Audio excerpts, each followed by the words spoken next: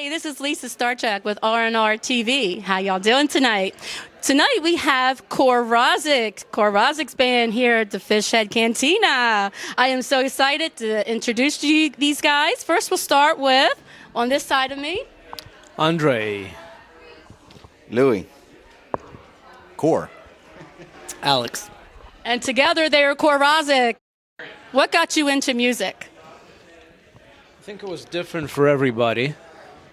I feel like the first thing I remember is the Beatles movie called A Hard Day's Night when I was like 5 or 6. Yes. That's the first thing when I saw and I realized, okay, this is it. This is great, This yeah. is for you. Yeah. How about you, Louis? It was actually Metallica. Oh, yes. Music. Yes. Made me pick up drumsticks. Lars Ulrich. Oh, yeah, Lars. Mm-hmm. Yeah, he chose the worst drummer, yeah. How about you, Cor? My parents' vinyls. Oh, yeah? What's your favorite? Well, back then it was like Alice Cooper, Led Zeppelin, Black Sabbath. Yeah, they're awesome. How about you? A cousin of mine, when I was like 8 years old, pulled out this giant vinyl of a Megadeth record, and ever since then, that was it. Awesome. Have you seen Alice Cooper in concert? Many times. Yes, and I saw the picture. You did meet him. Yes. Oh, that's so cool. Yeah, Anita Strauss hooked that one up. Yeah. Oh, that's cool. And you just came off tour with Nita Strauss. Yep. That's so cool. So cool. Who inspired you? To play guitar or... Yes, you can say that. I started with classical guitar. Originally it was piano when I was 5. Oh, cool. But that didn't work out, so everybody wanted to play guitar all of a sudden. You couldn't buy a drum set, there's no way. Acoustic piano, nope. Well, I can give you the guitar. Cool. Classical guitar wasn't fun.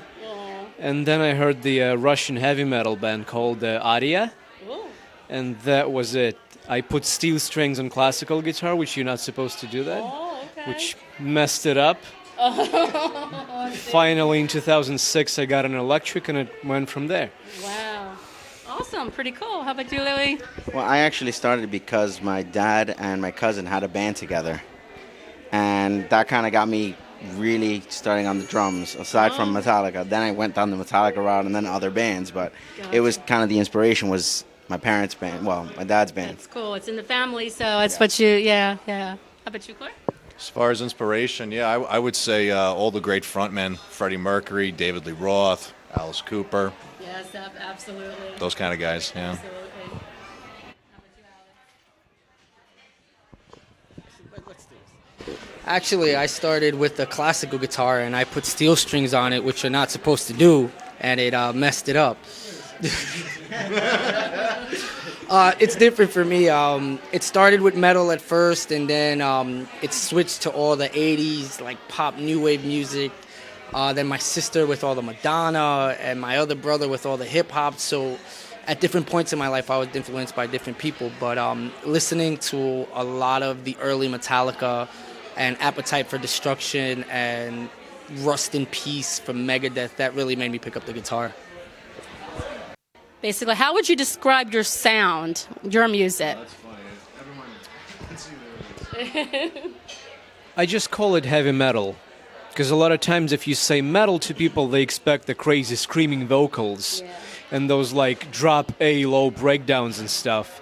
So I try to say heavy metal, hard rock. Awesome. And I'm sorry. again, it's not enough either because it doesn't describe the music. It's just the easiest way to do that. Right. Honestly, I kind of agree with him. He kind of took Heavy my metal? answer. No, that's cool. And agreeable? Yep.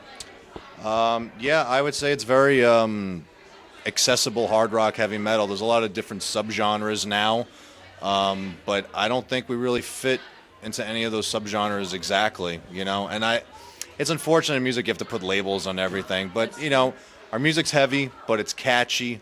It stays in my head. For the most part, you can understand what I'm saying, and there's usually some sort of a theatrical theme to the songs. I love that. Yeah. I really love that, the theatrical part. You have to see their videos. It's amazing. And Alex?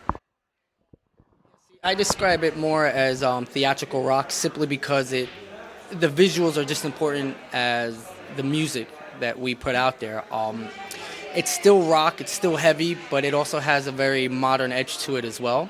So there's no way to really give an actual description. So I just stick with the theatrical rock so people understand, and it's more than just like someone up there screaming and just 3 power chords the whole time. There's a whole package that comes with the component. Who would you like to collaborate with? If it's one musician, huh? That's hard to say.